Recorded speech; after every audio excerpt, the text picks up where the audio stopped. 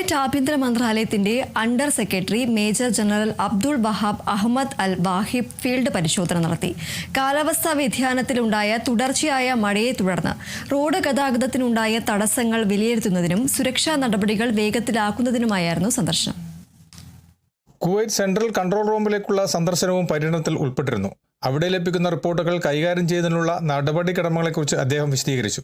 വിവിധ മേഖലകളിൽ വിന്യസിച്ചിരുന്ന ഫീൽഡ് ടീമുകളുടെ ശ്രമങ്ങളെ അദ്ദേഹം പിന്തുടർന്നു. റോഡ് ഉപയോക്താക്കളുടെ സുരക്ഷ ഉറപ്പാക്കുന്നതിന് ജോലികൾ ഉയർന്ന വേഗത്തിൽ തുടരണമെന്ന് അദ്ദേഹം നിർദ്ദേശിച്ചു.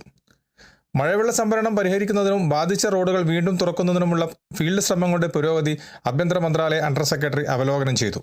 മഴക്കെടുതി നേരിടുന്നതിൽ സുരക്ഷാ ഉദ്യോഗസ്ഥരുമായി ബന്ധപ്പെട്ട അധികാരികൾ നടത്തിയ ശ്രദ്ധേയമായ ശ്രമങ്ങളെ അദ്ദേഹം പ്രശംസിച്ചു. സുഗമമായ ഗതാഗതവും പൗരന്മാരുടെയും താമസക്കാരുടെയും സുരക്ഷയും ഉറപ്പാക്കുന്നതിന് തുടർച്ചയായ ഫീൽഡ് നിരീക്ഷണത്തിന് അദ്ദേഹം ഊന്നൽ നൽകി. കുവൈത്തിൽ നിന്നും കേരള വിഷന് വേണ്ടി IV സുനേഷ്, വെങ്ങര.